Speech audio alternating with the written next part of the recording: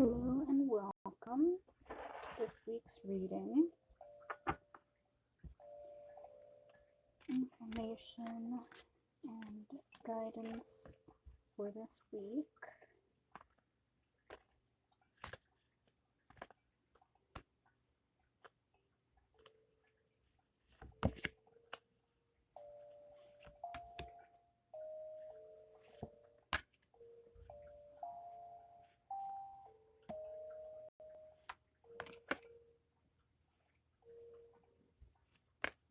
I'll take all of those. So we have activated Earth on top.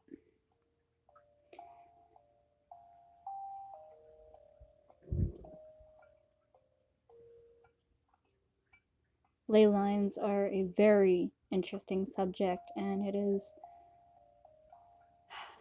I guess, challenging to find information on them, but they have incredible capabilities. Cosmic Ancestor, Star Keeper is underneath of that. Your starseed family may have information on Earth's ley lines and what they can help you accomplish. Many historical structures are built on them. The Great Pyramids are one of them. There's a couple of others. They're known as, where ley lines cross are known as portals, doorways, things like that. Cracked Open came out, and it came out while I was shuffling and everything as well.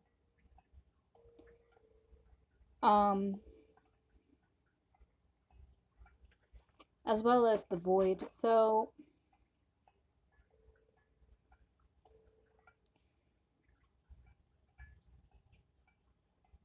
finding a sacred place right now may help you find comfort and healing. And this sacred space doesn't necessarily have to be on a ley line. It could be anywhere that is sacred to you, comfortable to you. Maybe you have childhood memories there, you know?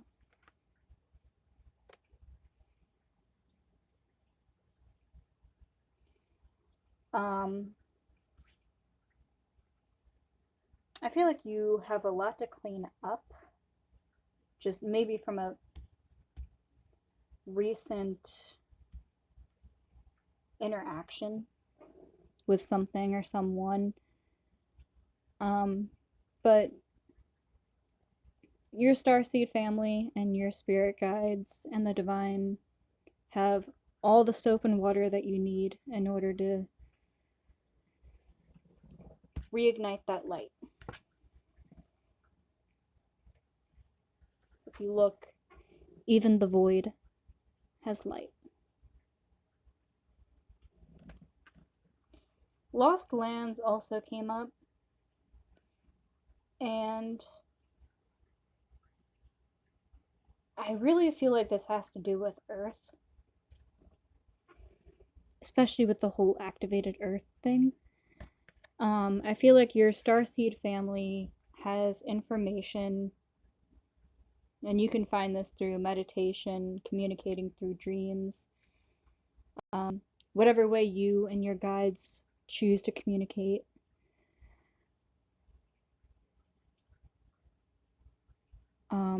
I feel like this has happened. You're going through a very tough time right now, obviously, but this has happened to allow you to recognize and use your strength at its greatest.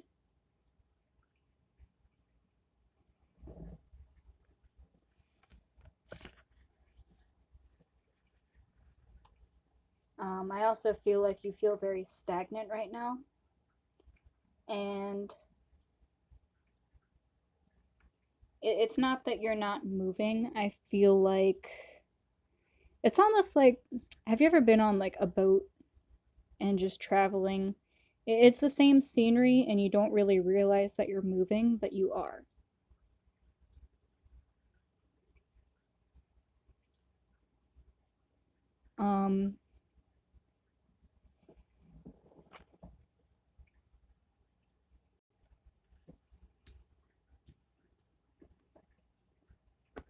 and you feel lost, but you're not.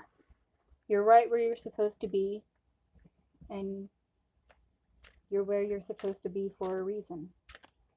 And I think deep down you understand that. You just don't understand how you're understanding that. And again, this is allowing you to unlock things within you that you didn't know you had. Sometimes you have to experience something in order to use a different part of you, right?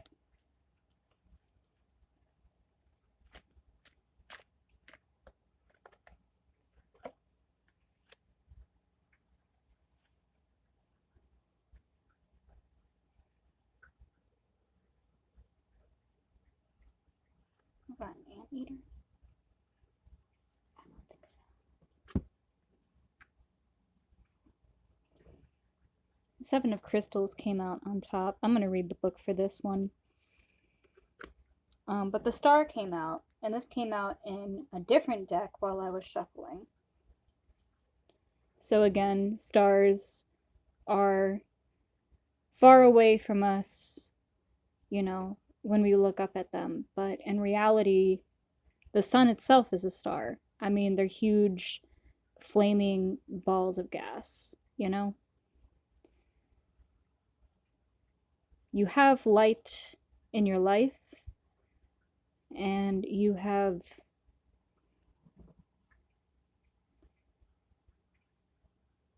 the choice to follow it, you know?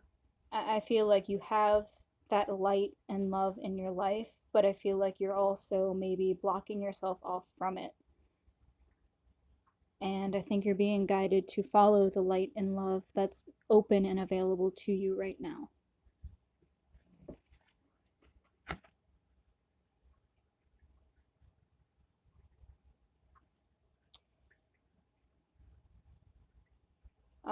This experience has caused a very big disruption within you. So this is going to, something that you need to do is to rebalance your masculine energy, your divine masculine energy and your divine feminine, to find balance within emotionally, mentally, psychologically. And this is going to teach you to control your energy, you know, your energy, your emotions, things like that.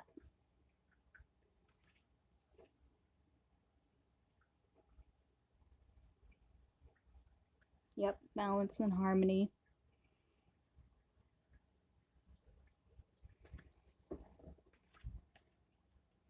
Adapt and overcome, right? And through this, in this process, you're going to be able to plant new seeds. Very interesting root system right there. So, planting your own seeds along the way. But I'm going to go ahead and read what the Seven of Crystals says.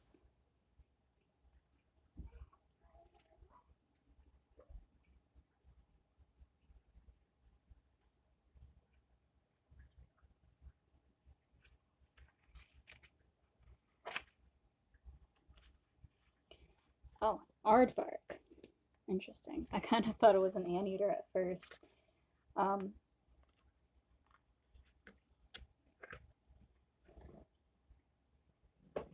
So options and results. Intuitive aardvark overcomes stumbling blocks that would otherwise prevent him from obtaining his goals. Intently exploring his pathway, he knows how to sniff out what's best for him. When facing friction, he roots around to find solutions and pauses and reflects before choosing the wisest road to travel. Remain patient and acknowledge all you've achieved thus far. Evaluate the results of your past choices and concentrate on your strength while reviewing the life you're building. As you work towards manifesting your aspirations, remain confident that your efforts will prove rewarding. So, options, results, direction, planning, focus, manifestation of ideas, reaping rewards.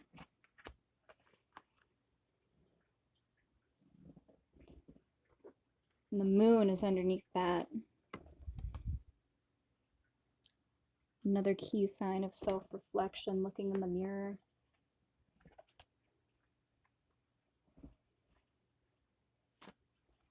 Maybe adjusting your perception on yourself, I think would help. I feel like you have a lot of self-doubt.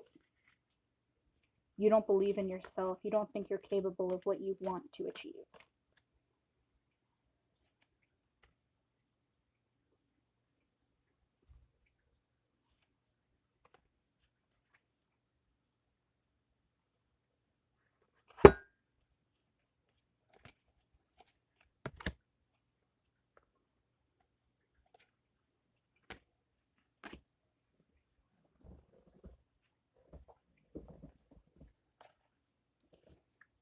We're going to do this in numerical order to make it a little bit easier.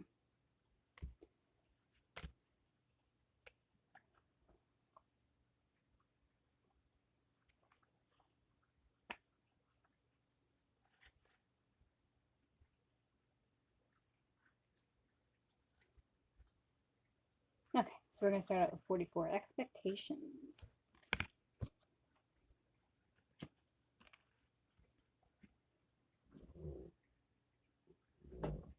If you have drawn the sigil, expectations are creating intense resistance in the situation you are in. You are most likely not being honest about your actual expectations. As a result, you tend to be disappointed and you are apt to be on a totally different page than other people. We all have expectations. These expectations may be conscious or they may be subconscious. Most expectations are subconscious. This means you may know what some of your expectations are and you may not know that you have certain expectations, even though you do. To expect something is to believe with confidence that it will happen. Expectation often implies the attitude that something should happen or should be in a certain way. To assume is to take something for granted or to suppose it is true, even without having any proof. Looking at that definition, you can see how often we do this. Our expectations are set up by previous experiences, such as things with our culture and society, by watching the relationships around us when we are little, and by our previous interactions with people. We have a way of assuming that everyone else's sense of reality is the same as ours and getting confused when there is a conflict of expectations. Just ask a couple from different cultural backgrounds. A relationship with someone from another culture will show you really quickly just how different people's expectations in a relationship can be. We do not often communicate our expectations to other people, and this is especially true in relationships. We do this because we are often not conscious of what those expectations are until they aren't met. And we do not often communicate our expectations because they reflect our needs and what we have been taught. That isn't okay to have needs. When we can't directly voice our needs, we often manipulate to fulfill them. We do things and say things specifically to get the desired reaction out of someone. One of the best things about being upset in a situation is that it is the perfect opportunity to figure out your subconscious expectations and assumptions. If you have drawn the sigil, you are being asked to become aware of your expectations in this situation. Then you must decide consciously if you want to maintain those expectations or let them go. If you want to maintain them, you must communicate them to the people involved so that they have the chance to either agree to them or not agree to them. Only then can you decide what is in the best interest of everyone.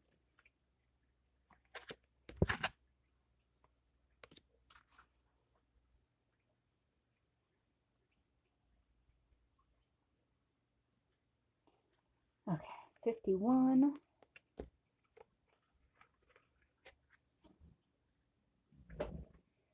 If you have drawn this sigil, in this situation, it is a belief that you are not seeing clearly enough that is in charge of you at this time. There is nothing more dangerous than a belief. A belief is a cognitive bias. A belief can cause someone to start a war, kill themselves, ruin a relationship, never go for what they really want, or do all the wrong things for themselves or someone else thinking that what they are doing is right. This list goes on and on. If a thought is repeated often enough, we usually end up believing it to be true. We adopt beliefs from people who adopted those beliefs from other people, who adopted them from other people. With so many of our beliefs, we do not even know their origins. We don't actually know if the beliefs we hold are accurate or not. And we tend to believe things because many other people do. We construct beliefs due to our experiences. These beliefs are stories we tell ourselves to make sense of things, but yet again, we don't know whether or not these beliefs are accurate, and yet we live our lives according to them. We also tend to search for and only see information that confirms the beliefs we already have. We hold on to beliefs long after they have been disproven. If we are presented with two ideas, one that is difficult to understand and process and one that is easy to understand and process, we tend to believe that the idea that is true is the one that is easier to understand and process, because if it is easier to understand and process, it must be true. This means so much misinformation abounds in our lives, and we are operating in such a cognitively limited way that we often cannot see the truth of a given situation. When you are in a situation that is causing you to experience strong negative emotion, you have the perfect opportunity to discover your negative core beliefs. You can do this by chasing every statement you have with two questions. Why would that be a bad thing?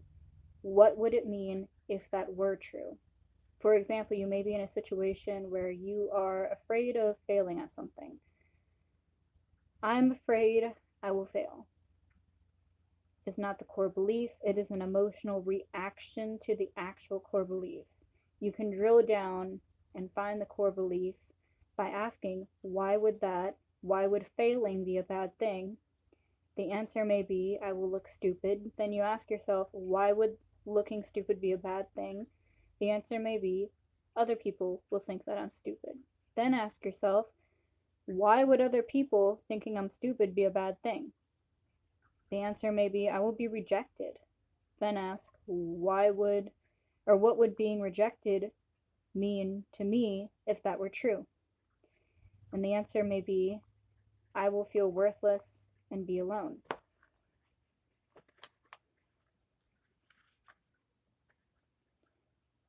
Then ask, why would feeling worthless and alone be a bad thing?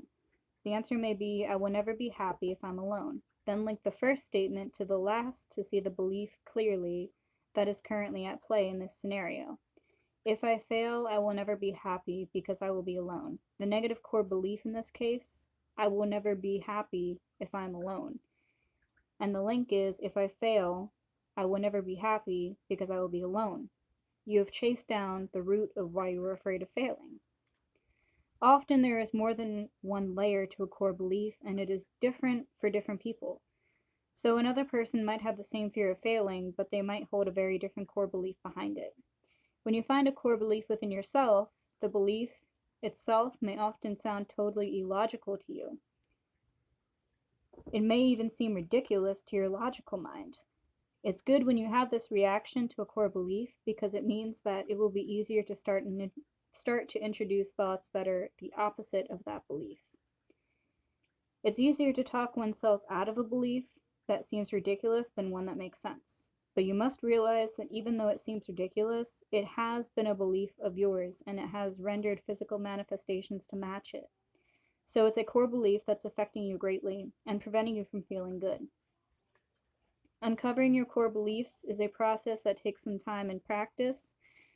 It's not easy to get past the surface layer of our thoughts, feelings, and reactions to find beliefs that are beneath them, but it's a highly beneficial exercise. Once you identify your self-limiting core beliefs, you can look at them and decide what you would rather believe.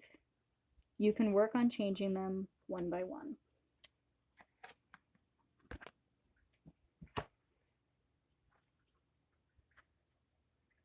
Okay. The last one that came out was 53. Identification. If you have drawn this sigil, you are currently so identified with something that you cannot separate yourself from. You are currently so identified with something that you cannot separate yourself from that thing enough to be objective or conscious about it. Identity is the condition of being oneself, one separate self. Another word for this is ego. Whenever we associate something with ourself, we identify with it. It becomes part of us, the same as us. This is what attachment really is. It is identification. And if the thing we identify with is threatened, we experience it as a threat to our own survival, a personal attack. One could argue that identification is a good thing when we identify with things that make us feel good, but the minute we identify with something that causes us to feel good, it contains within it the seeds of its own opposite. Worthiness carries the seeds of unworthiness. Excitement carries the seeds of disappointment. Far more troubling, however, is that we often identify with things that cause us to feel bad, and then we have to keep those things alive in order to keep our own sense of self alive. When it comes to identification, it is not only things external to us that cause us suffering, it is also identification with things we perceive to be internal. We are the most identified with the three primary aspects of ourselves: our body, our mind, and our emotions. Each of these aspects is inherently a different expression of source consciousness. We mistake these expressions for the totality of who we are. It is a bit like a painter who has become so identified with his painting that he has forgotten that who he ultimately is more than his painting. We think we are our emotions, we are our body, and we are our thoughts. In truth, you could disidentify with just about anything. To disidentify with something, you must first identify it as different from yourself, as other than you. For example, if you would like to disidentify from your own pain, all you must do is conceptualize your pain as a separate entity, and when you experience pain, observe the pain as if you were watching this separate entity reacting. In this way, you do not take the pain personally. The sigil will remind you to never do this separating from process with an attitude of resistance. Instead, allow the aspects of you that you want to disidentify from by exposing them to our conscious awareness to fall away like rose petals exposed to the sun. This is the key. To try to push away the things you are identified with only causes you to become more identified. It only causes you to feel rejected by yourself. You will essentially cause an intense survival reaction in response to your own self-rejection. You cannot try to take something away from yourself without hurting yourself, as it applies to body, thoughts, and emotions. You cannot try hard to disconnect from these aspects of yourself without those things being perceived internally by you as self-abandonment.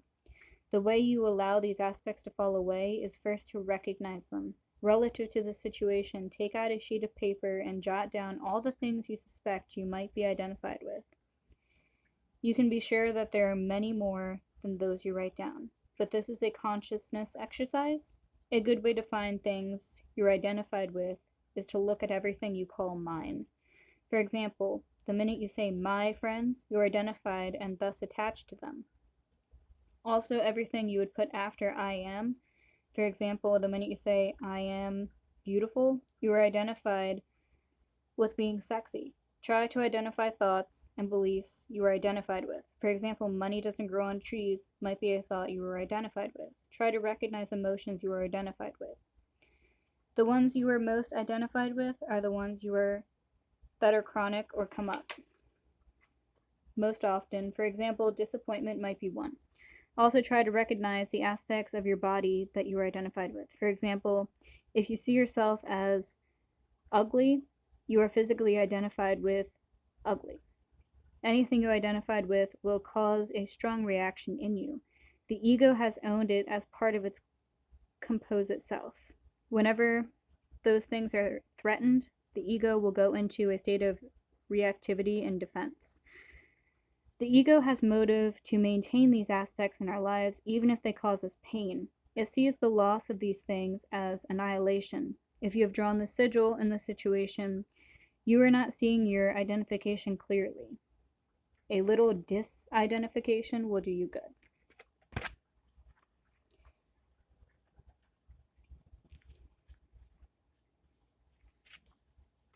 So,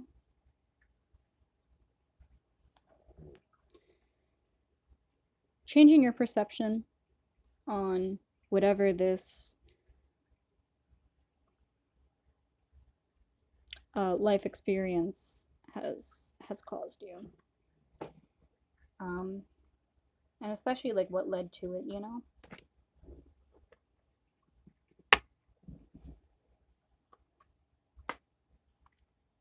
It's okay to be cracked open, and it's okay for foundations to fail because it allows you to see where those failures, where those weak spots were, and to rebuild in a stronger way.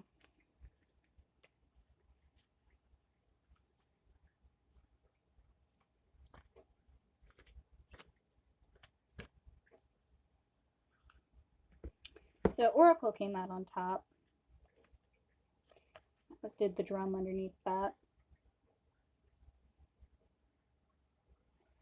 And especially with Starkeeper, that also came out. So you're being guided towards where you're meant to be. And as you shed old skin, so to speak, you are not only sculpting a new life for yourself with this pathway that you are being guided down, but you are sculpting a new reflection of yourself and how you view your life, how you view your successes and your failures.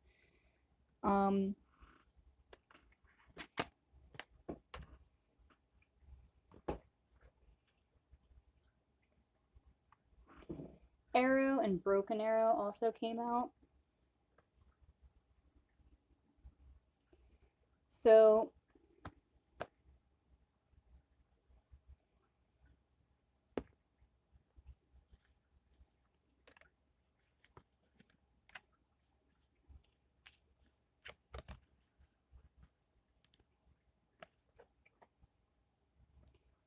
by allowing yourself to move forward on this pathway that you're being guided down, you are releasing a lot of toxic stuff from your past, whether it's about you or maybe could be a toxic job that you had, maybe you don't work there anymore, could have been in a toxic relationship with someone in your life. There's a lot to release, there's a lot to cleanse, and you're being sent a lot of peaceful energy to allow you to heal from the inside out.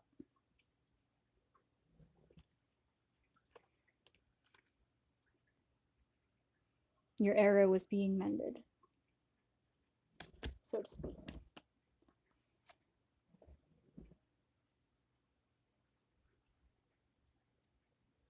You might just be going through a dark night of the soul, maybe.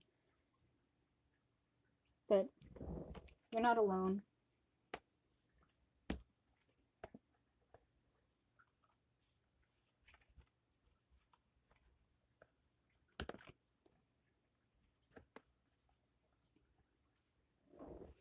You are being guided through this path, and even though the lights may not be as bright as you wanted them to be, they're still there.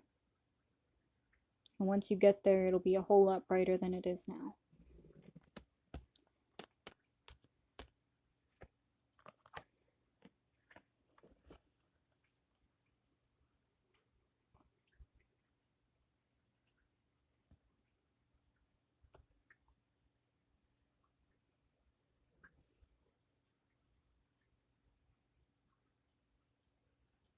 And you have many pathways to take, and I think by releasing and coming at peace with not only the situation but with yourself as well, you will finally see many different pathways that you can take.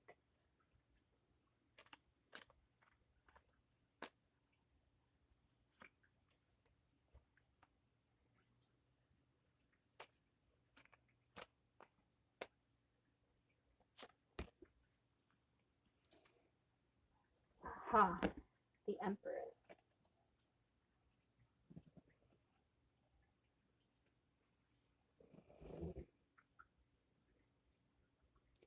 Your guides are not only guiding you, but I think they're nurturing you on this pathway, This is a very, very big step for you. A very big chapter, I think is a better term to use. And at the end of this chapter, you are going to be a completely different person in a good way. There are many rewards and lessons along this path. And when you get to the end of it, you're going to be very glad all of this happened.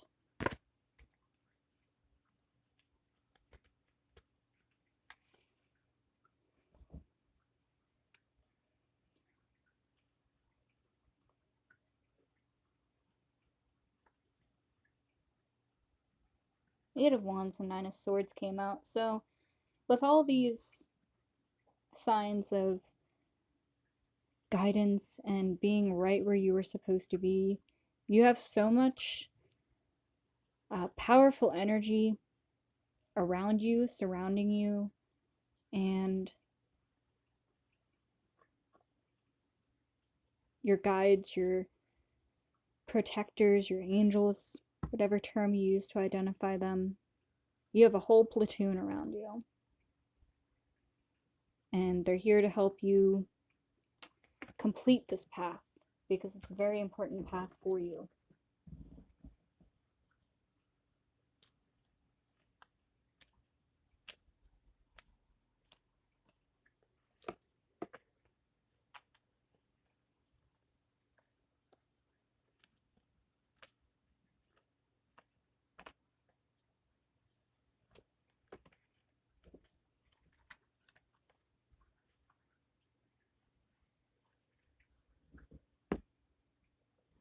Consciousness was on top of deck. Today, I pay attention to every thought and feeling that I manifest. My outer world reflects my inner consciousness. I pour the light of my awareness on my most constructive thoughts so that they will grow and produce those experiences I want. Mindful of what I create in this universe, I become an expression of divine light. So, your perception of what it is you're trying to create in your life right now, you have to have positive expectations for a positive outcome, right? I mean, especially with all that energy, all of that power surrounding you at this time.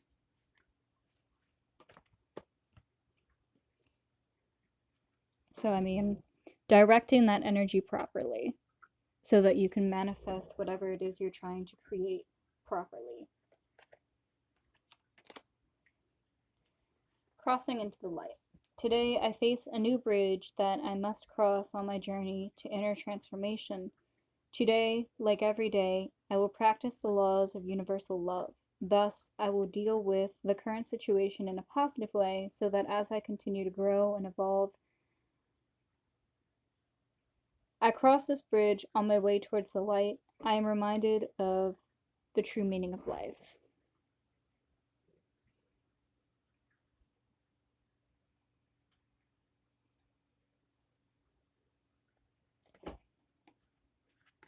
I feel like not reacting emotionally is a very big lesson in all of this. Today, I put love into everything I do. It is love that gives life to all things. I open my heart to this great power. I act gently and speak with kindness. I fill each thought with love and light. I love God and all beings everywhere. I live for love. I love myself. Loving all of yourself, even the parts that you may have different perceptions of, and even loving your failures, because failures aren't really failure. It's just looking back at it, it allows you to identify where you went wrong and trying again. Confidence is also a big thing. I feel like you just don't have that right now. And I feel like that's something you're going to gain along this journey. God sustains me. As I turn each day over to God, my worries ease and my resistance softens. In the arms of God's love, I find inner peace, even in challenging times. Today, my faith provides me with great strength. I welcome all that comes my way, knowing that the love of God sustains me.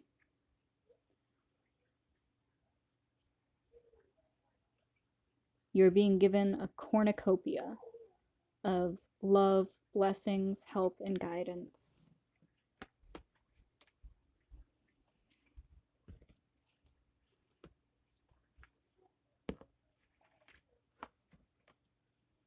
They really are all going to come through for you. I hope this helped, and I hope you have a wonderful week.